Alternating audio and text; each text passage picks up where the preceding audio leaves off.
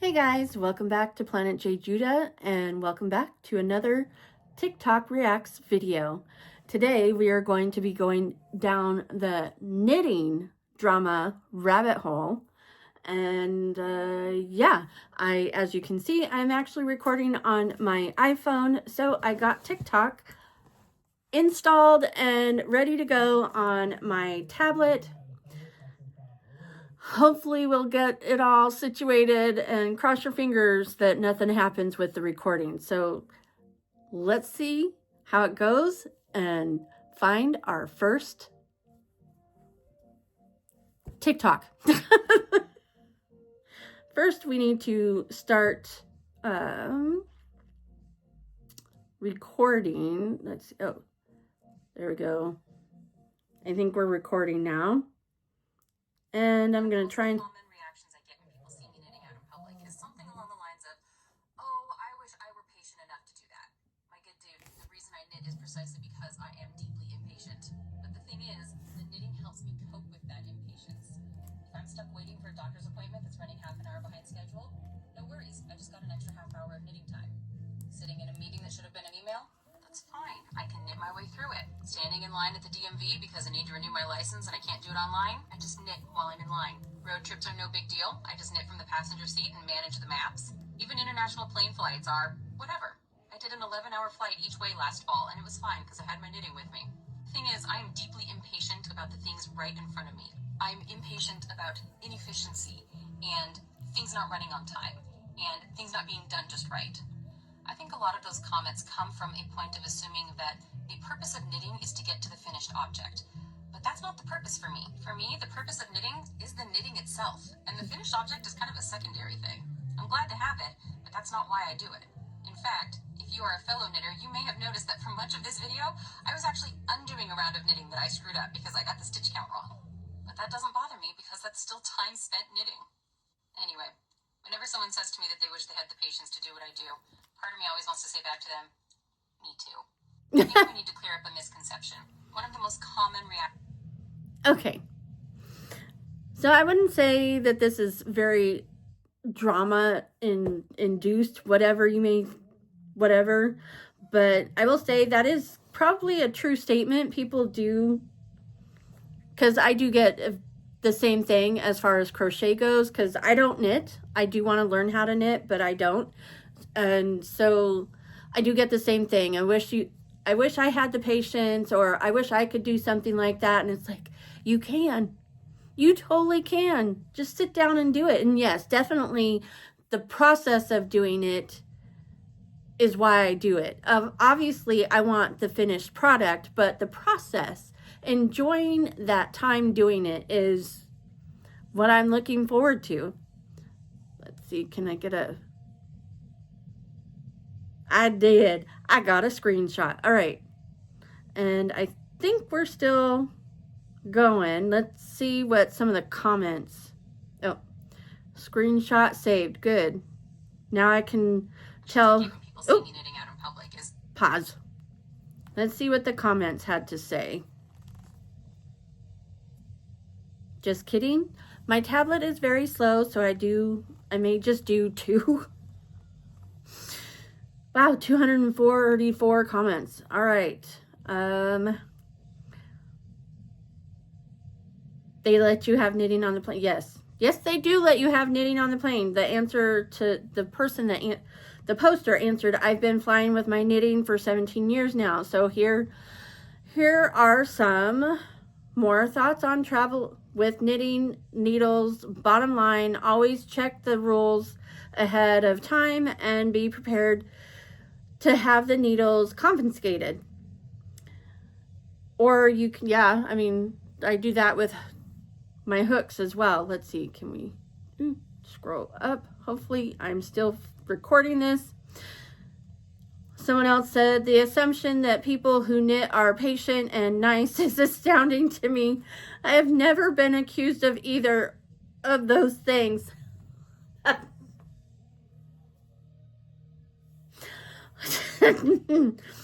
I mean, yeah, I like that. That's pretty funny. And the poster, the OP commented, fascinating, isn't it? I always raise an eyebrow when people are surprised by conflict among knitters. I'm not surprised by it, but I just never thought that it really existed. So there you go. Someone else, it keeps me sane. Oh, definitely. And she responded with, I mean, my overall sanity is debatable, but the knitting definitely helps keep things from getting worse. And it just goes on and on. Let's see. Hopefully we are. Oops. Are we still recording is the question. I think we are.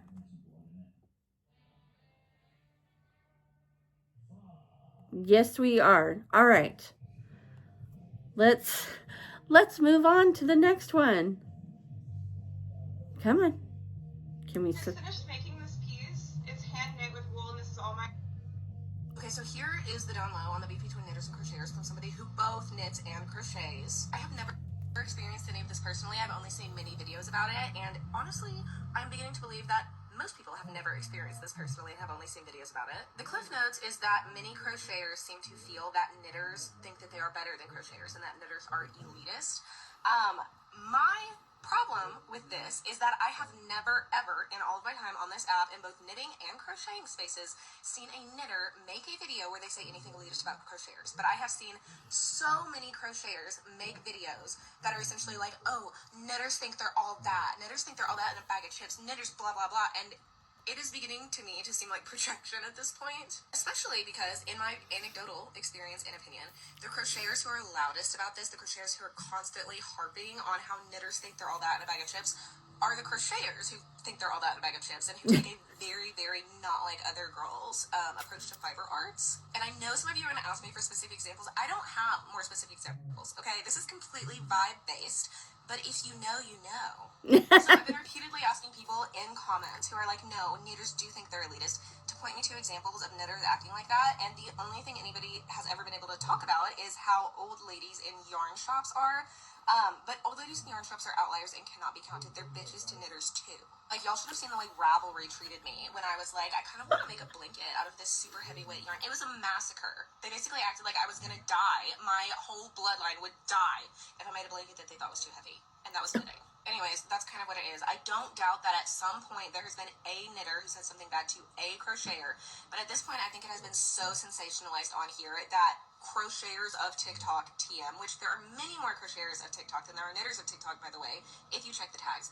I think crocheters of TikTok TM now think that all knitters are like this and are all passing around stories of knitters being like this that they themselves have not experienced, and everybody's just repeating videos that they're seeing from other people who have also not experienced it. Like, it's very sensationalized at this point. And then again, the irony is that the people who are most heavy-handed about this are using that, the fact that they're a crocheter and not an elitist knitter, to be elitist about being not like other fiber artists. Anyways, that's the speedrun version. Oh, here's Ivy. She wanted to come say hi. I hope that makes sense. Kitty. Bye-bye. Okay, so here is the down low on the beef between knitters and crocheters from somebody who both knits and crochets. I have never experienced any of this personally. Okay, that is just hilarious. And I've seen videos on the beef between the two. I've never personally experienced it myself. That I find this quite funny. I will say I see more crocheters that get up in arms about things than I do knitters. I don't know what it is with crocheters. Maybe, I don't know. But I do see, because, you know, knitting can be replicated by a machine, but crocheting can't. Even though there is machines in the works as we speak. They haven't been perfected like knitting machines. But you ask any crocheter and they're going to tell you, oh, you can't do crochet by a machine. It can only be done by hand. And so that right there makes me feel like the crocheters are a little bit more elitist in that respect. But that is true. I have really only ever seen videos by crocheters talking about knitters being elitist. Or elitist there. I don't know I should have the screen right here. You probably cannot see my hand going up and down. Anyways, that was pretty funny. Let me see what some of the comments are. Can we get there? There we go. So the first one is, as someone who is a crocheter and chronically online, I think the divide came about when crochet wearables like garments really started to be a bigger thing. I wouldn't know. Okay. I mean, someone else said, I'm glad someone else noticed this. It's like crocheters are fighting an invisible ghost. I do both, but mostly knit, and haven't seen anyone dissing people who crochet. Right? So, and then the next comment is, I see it all the time. Usually it's in comment sections, definitely, and not actual videos, but it's always about wearables and how crochet wearables are ugly. Okay. Let's see. As a 40-year-old crocheter, I think the dismissal of crochet has decreased over the recent resurgence of crochet, mostly at yarn shops. They just acted like crochet was a lower craft. Okay, so, I mean, obviously there is a beef between the two. I just love yarn. So I would like to do both. And I will say this, a majority of people that I know want to do both, or that I follow want to do both or do both. They'll either be heavy in one way or the other. Like Wool Needle Hands is a YouTube channel that I follow, and she is a knitter, but she does crochet. Very minimal crocheting because she doesn't know how to crochet. I mean, she hasn't mastered crocheting like she has knitting. So there's that. And then Michelle Jasek, who I follow, is more of a crocheter than she is a knitter. She's only knitted like one thing fully. So, but she wants to do both as well. And then there's Passionate Kelsey, who I also follow, and she does both. She switches back and forth between the two. So, I mean, I see videos. I don't experience it personally. I see things in the comments. I do see things on Reddit that puts the beef between the two.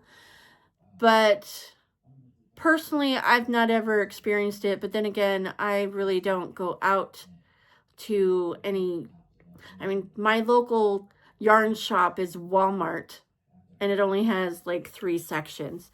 So I can't say that I'm experienced in the whole shopping and dealing with fellow crocheters or knitters or whatever. So I don't know. That's just, I mean, that's just kind of funny. That is a true statement though. All right, let's see. Can I take a picture? Will it let me? No, of course not.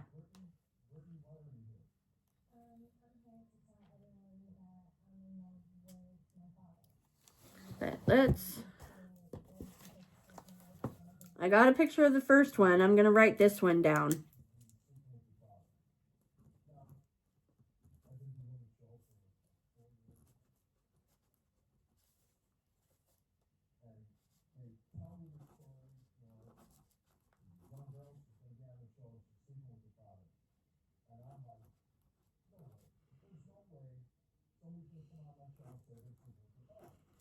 Okay, let's see. We'll do one more. Whatever's next. Hello, I have a couple knitting hot takes, so let's work on my sweater while I talk about them. A lot of these conversations are inspired by some of the engagement that I've gotten on some of my recent knitting videos, so let's talk about it. First, I'm a believer that there are as many correct ways to knit as there are people doing it. I learned how to knit, and I knit the way that I do because my mom taught me, and she knits the way that she does because her mom taught her.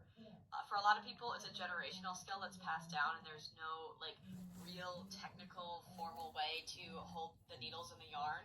Obviously, you want to avoid twisting stitches, etc., but I've felt like a lot of new knitters have felt very insecure about their technique, and I just want you to know that you are doing great. As long as you're creating, you are doing something amazing. Next, I genuinely resent any designers that assume that you'll be ready, willing, and able to hold mohair double with your main color of yarn. Obviously, I'm a little bit hypocritical because the project that I'm working on right now, I'm holding double, but I bought the mohair off of Facebook Marketplace for a steep discount, held it in my stash for a long time before finally identifying a good base to use it with.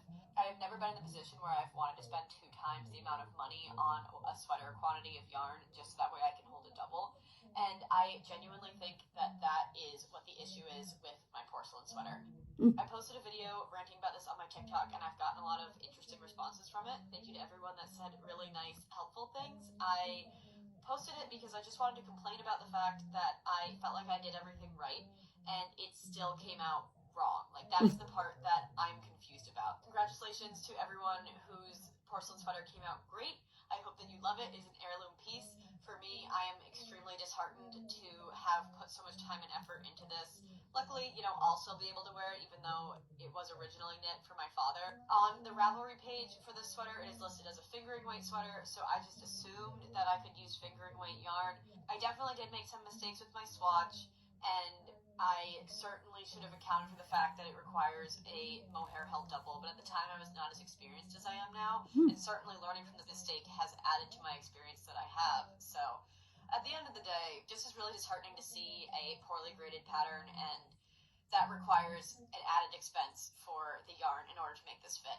Obviously, some of my comments were very helpful and said that you can just use DK or Aran weight yarn to make the gauge a little heavier to meet that combined weight, which I will be doing in the future, but it's very frustrating to beginner or less experienced knitters looking to try something new and out of their comfort zone to be kind of misled in this way, to assume that the yarn that they have is going to work for the project when that is not the reality at all. And finally, because apparently this is a hot take, but knitting patterns have value, and designers' time and energy is worth the expense of the knitting pattern, so that way they can afford to continue to buy yarn, knit new patterns, do all the math, do all the graphic design to put out a pattern, and then be compensated for it.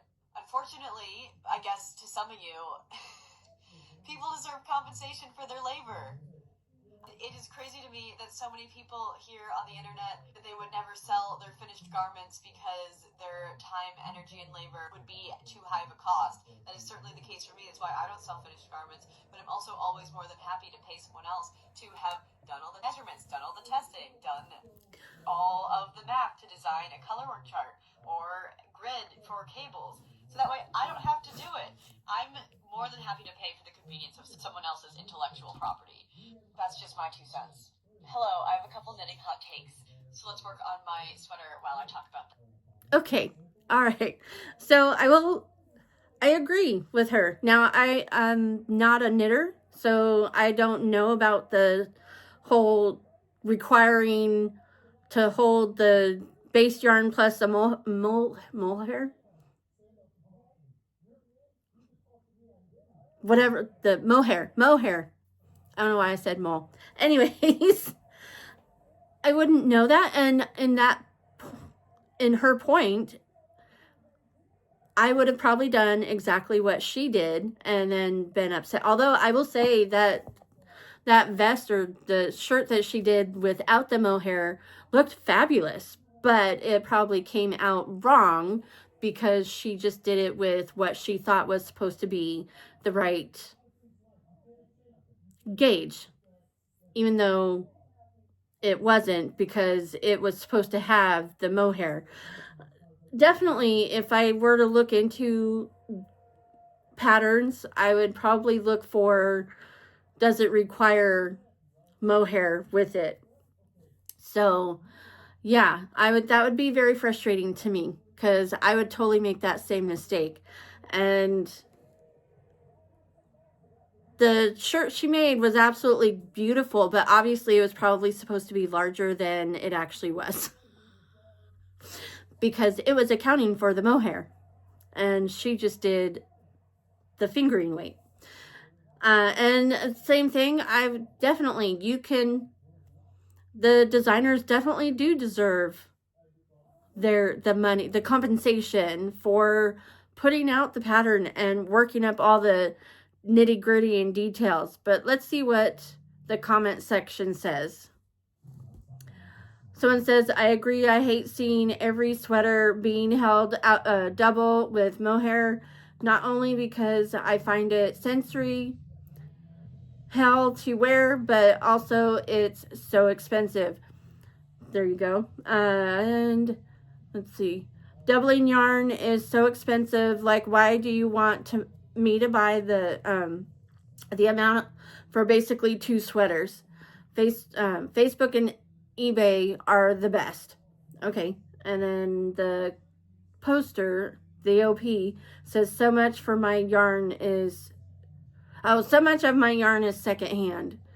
I mean, you could definitely work around and get great deals, but yeah.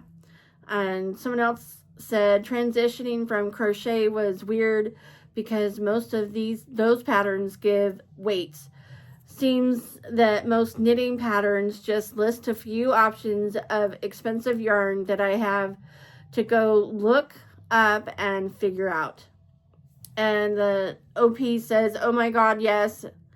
I also came from crochet like I knit with my mom, but she dictated all yarn choices.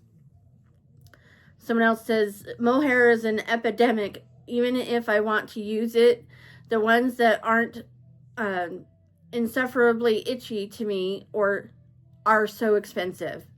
And then Fiona responds with, literally, like, congratulations on your sweater. Some of us have sensory issues. Yeah, so, yeah, definitely. Someone else, I love mohair, but if a pattern is going to call for holding double, it should be required to put the yarn weight together to sub if you want or need to. Exactly. So there you go. Alrighty, let's